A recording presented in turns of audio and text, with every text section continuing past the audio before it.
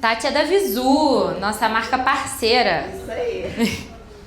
Pessoal, todo mundo me conhece, né? Então eu não preciso me apresentar. Hoje a gente vai fazer um bate-papo sobre tendências.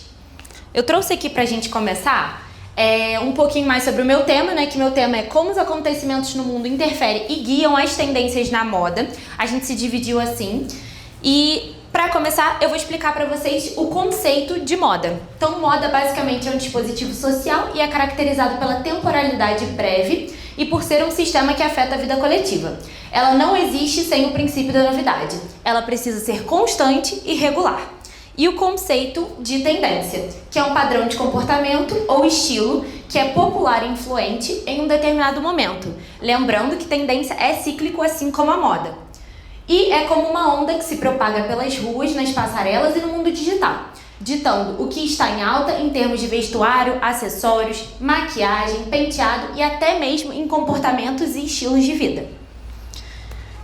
E vocês já pararam para perguntar como surge uma tendência de moda? Existem duas formas de surgir uma tendência de moda.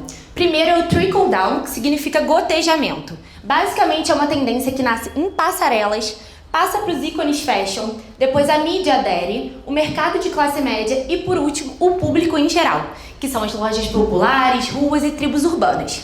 E o bubble up, que significa ebulição, é exatamente ao contrário. Então é uma moda que nasce nas ruas e chega até as passarelas. Trouxe dois exemplos para vocês entenderem um pouquinho melhor. Então, de trickle down, que significa gotejamento, eu trouxe o old money. Não sei se vocês conhecem, mas é uma moda basicamente que traz o estilo dos herdeiros, que é essa calça de alfaiataria, uma blusa mais arrumada, então esse estilo mais certinho, né, classudo.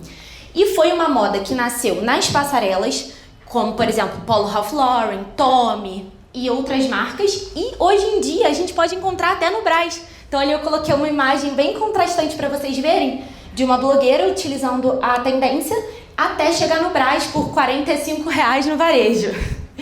E a outra tendência que eu trouxe para vocês é o bubble up, de ebulição, que foi as camisas de time. Camisa de time era usado basicamente por torcedores, moda de rua, todo mundo usava, sem nenhuma tendência, sem pé nem cabeça. Homem, quando não tem nada que vestir, bota uma camisa de time e tá arrumado. Mas aqui eu trouxe para vocês um exemplo de um homem que estilizou com uma calça de alfaiataria e um samba, que é um tênis super de moda. Inclusive, a Louis Vuitton fez um desfile, se eu não me engano, ano passado, exatamente sobre camisas, casacos, tudo a ver com time de futebol. Ou seja, a camisa do nosso marido, que ele bota com chinelo, tá na moda. Então foi uma moda que passou da rua para as grandes passarelas. E aqui eu trouxe para vocês, esse gráfico se chama, me esqueci agora o nome dele, mas é um gráfico para a gente medir tendências. E as tendências a partir de nicho. Então, quanto tempo cada nicho demora para aderir uma coisa nova? Seja uma tecnologia nova ou uma tendência de moda. E aqui a gente pode observar que começa sempre com os inovadores, que são 2,5% da população, que são as pessoas que realmente criam as tendências. A partir deles, a gente tem os primeiros adeptos, que são 13,5% da população, que são influenciadores de moda, pessoas famosas que estão ligadas a esse meio. Quando essas pessoas aderem, é quando a gente começa a ver. Aí a gente começa a achar interessante e a maioria inicial começa a aderir. Quando a maioria inicial começa a aderir, que são os 34%, ela chega no topo. Quando ela chega no topo, a maioria, que ali está como máximo, mas são os atrasildos, começam a aderir também. E quando ela chega no topo e eles aderem, a tendência começa a cair. Porque um nicho não usa a tendência enquanto o outro está usando. Então, quando os atrasildos começaram a usar, os inovadores já não estão mais usando, não é mais tendência para eles. E depois dos atrasildos vem a maioria tardia e termina com os retardatários. Aqui, inclusive, essa curva é muito interessante, até para a gente medir quando que o nosso público, quando que o nosso cliente vai entender que aquela tendência é tendência. Porque às vezes a gente olha, acha muito esquisito. Nossa, gente, inclusive sapatilha, era uma coisa que tava super fora de moda. Ai, ninguém usa sapatilha. Ai, sapatilha é coisa de velho. Ai, sapatilha é coisa de advogado. Não é assim? Todo mundo já tinha esquecido da sapatilha. E ela começou a surgir, todo mundo começou a ver em rede social. E hoje em dia, estou usando uma sapatilha que era coisa de velho. E aí eu vou passar para vocês verem. Existem dois tipos de tendência, que são as macro tendências, que basicamente hoje é o que domina, que são comportamentos humanos, sociais, emocionais e econômicos que movem o mundo todo. E aí eu trouxe uns exemplos para vocês verem. Primeiro, feito à mão. Em terra de inteligência artificial, que tudo não é real, que tudo é robô, que nada é nada, o feito à mão, né, o artesanal está muito em alta. E a gente está cada vez mais valorizando isso, né, valorizando o trabalho das pessoas. E é uma tendência que vai se perdurar, e eu acredito que comece esse ano com força e vá por alguns anos. Além disso, trouxe para vocês também o Mocha Mousse, que é uma macro tendência que surgiu esse ano. Inclusive a Pantone botou essa cor como a cor do ano. Ela vai entrar na nossa cartela de meia estação. A partir de julho vocês já vão começar a ver ela na loja. Eu vou passar só um slide para poder explicar para vocês. Como que veio o raciocínio do Mocha Mousse? O Mocha Mousse, ele veio a partir da importância que a gente tem dado, principalmente para o café. O café tem sido algo muito importante para a gente. Não só pra gente, como para grandes marcas também. A gente viu aí o Café com Deus Pai, que foi um devocional que ficou muito famoso aqui no Brasil. Provavelmente a maioria conhece, mas coloquei uma imagem ali para quem não conhece. E o Café com Deus Pai, ele veio exatamente pra gente dar uma pausa nas redes sociais, pra gente se acalmar e ter um tempo, no caso, ali com Deus, mas também existem outros tipos de livro, às vezes motivacional, para você parar e ter um tempo. Basicamente é isso que a gente quer promover, um tempo fora das redes sociais, um tempo para parar para pensar. E nada melhor do que um café para acompanhar. Além desse raciocínio, a gente também tem o raciocínio das grandes marcas, que querem cada vez mais se aproximar dos clientes. Não só os clientes que elas já têm, que os clientes que elas já têm, além de consumirem das grandes marcas, eles também podem tomar um café, porque as grandes marcas estão abrindo cafeterias agora. Além deles tomarem um café, eles também conseguem se aproximar de pessoas que às vezes não têm como consumir uma jaqueta, uma bolsa de luxo, que é muito fora da nossa realidade, mas eu posso tomar um café da Dior, então eu já faço parte da comunidade.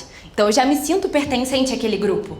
Isso é muito interessante e tem sido um movimento que muitas marcas, além de Prada e Dior, Gucci também, se não me engano, Louis Vuitton, Tiffany & Co, Zara, todas essas marcas estão apelando para isso. E tem até marcas do Brasil. A Les, por exemplo, que é uma marca juvenil, eles chamam as clientes para poder fazer cafés para lançar as coleções. Isso é muito interessante.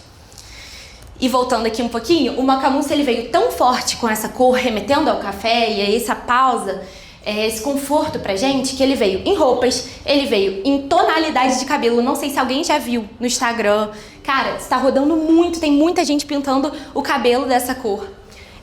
Comidas, maquiagem, esmalte e até em paleta de cores para madrinhas. Então foi uma tendência que realmente perdurou por muitos nichos, né? E além disso, a última macro tendência que eu trouxe foi o esportivo além do lifestyle. Hoje em dia a gente vê que o status nas redes sociais é você ter uma vida saudável. E isso tem crescido cada vez mais, porque as pessoas vieram de uma época de muitas festas, bebedeiras e não sei o que, tudo isso estava em alta e agora o saudável está muito em alta. Principalmente com a minha geração, tem vindo muito com essa apelação saudável. E aí, para facilitar a vida dessas pessoas, o que acontece? Você sai da academia, você tá com o status de você tá com a roupa de academia, você jogou um blazer, um moletom, uma blusa de alfaiataria, você tá pronta para sair para viver seu dia. Inclusive, Rita é uma pessoa que gosta de usar roupa esportiva pro dia a dia. E isso tá muito em alta e cada vez vai crescer mais, porque as pessoas prezam por praticidade. E a praticidade vem acompanhada do status do lifestyle. E eu também trouxe para vocês o outro tipo de tendência, que são as microtendências. Essas microtendências eu até coloquei aqui porque é algo que já vem acontecendo há muitos anos, mas eu acredito que daqui a alguns anos não vai mais existir, porque a gente tem visto que o nosso poder aquisitivo não compensa as microtendências. Microtendências basicamente são tendências que surgem, são as famosas modinhas que surgem e desaparecem muito rápido, às vezes em questão de semanas. Então não compensa a gente investir em microtendências que daqui a um tempo já não vai estar mais aí, né? E eu trouxe 3 exemplos aqui pra vocês. Uma delas é o cinza, que a gente apostou no passado, mas não sei se vocês perceberam, pessoal da Confecção Loja, a gente apostou por um curto período de tempo. Foi um curto período de tempo que deu certo, vendeu super bem, mas já acabou. E eu acredito que ano que vem a gente nem vai mais escutar falar dessa cor. Além disso, os lenços, que é uma moda que já veio, voltou agora. A gente chama de tendências de mãe, que às vezes a gente vê muitas mães usando os lenços amarrados, e isso tem ficado em alta agora, desde o ano passado, né? E eu acredito que até o final desse ano a gente já não vê, ou ouça mais falar de lenços. Aqui eu trouxe várias opções, né? E também tem o Barbiecore. Se eu não me engano, foi em 2023 que lançou aquele filme da Barbie. Não sei se alguém lembrar aí.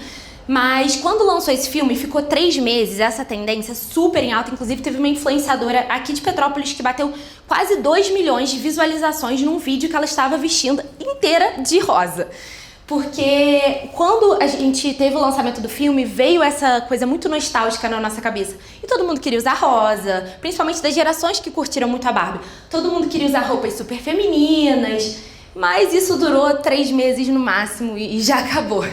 Então, realmente não é uma tendência que a gente vale o investimento. E para completar, eu trouxe para vocês acontecimentos versus a tendência que foi criada a partir disso. Shein versus moda consciente. A Shein tem cada vez mais ficado forte no mercado. Mas, em contraponto, a Shein tem um trabalho, infelizmente, que beira a escravidão. É muito difícil. Eles não remuneram direito os trabalhadores, são condições péssimas de trabalho. E as pessoas que consomem muitas vezes nem sabem disso. Mas isso tem sido falado, tem sido divulgado. E os trabalhadores, eles estão se revoltando. Não pode acontecer isso. E que aí o que acontece? As pessoas estão querendo saber de onde que vem a roupa delas. Então, por isso a moda consciente. Eu botei uns rostinhos conhecidos aí, talvez alguém se identifique. Mas cada vez mais a gente precisa mostrar quem está por trás. As pessoas querem saber quem que faz, quem que trata com tanto carinho a minha roupa, quem que costura com tanto carinho. Eu quero saber. Até para se identificar mais. Tudo fica com sentido quando a gente conhece, né, quem está fazendo as nossas roupas. E olha as visualizações. Isso é muito legal. Gente, uma marca de roupa não é só vender roupa. Tem muito mais por trás. Pandemia versus conforto. Lid, tá aí? Que bonitinha! Com a pandemia, gente, o conforto, ele tá sendo super exaltado e tá sendo até hoje, eu acredito que vai perdurar por muito tempo. Cada vez mais as pessoas querem roupas confortáveis que elas possam utilizar no almoço com as amigas, no trabalho, numa viagem, num jantar com o marido, em todos os lugares possíveis. E que seja confortável e que vista bem. Por isso, o pessoal da confecção e o pessoal da loja sabe. O pessoal da confecção até sofre um pouquinho, né? Conjunto é ruim de fazer. Mas vende muito e as pessoas estão cada vez buscando mais. Inclusive, esse ano está surgindo uma tendência que é a alfaiataria em malha. Então, isso é uma coisa que a gente nunca viu. E tá surgindo cada vez mais forte. A Alexandre já tá pedindo socorro. E além disso, isso aqui é uma teoria minha. Eu não olhei em nenhum lugar, mas eu acho que é 99% de certeza. Cores neutras versus o cereja. O cereja foi uma tendência que a gente está postando desde o ano passado e tá muito forte. E é a promessa para 2026 e 2027 também. E o porquê eu acho que essa cor tá tão em alta? Cereja vem derivado do vermelho, que é basicamente quebra. Quebra de padrão, né? Digamos assim. E a gente tem visto cada vez mais que as cores neutras, a paleta neutra, tem vindo com tudo. E eu acho que o cereja veio exatamente para contrapor com isso. Porque é uma cor que ela não chega a ser tão vibrante, para dar aquele contraste super wow, mas ao mesmo tempo é uma cor viva que contrasta bem com as cores neutras. Então trouxe ali Jéssica, Amanda, todas lindas, vestindo, né, peças nossas nessa cor cereja. E podem ter certeza que ela vai estar presente em mais coleções nossas. E é isso. Você sabia que era assim que funcionava uma tendência? Fica uma pergunta para vocês. Boa noite e muito obrigada!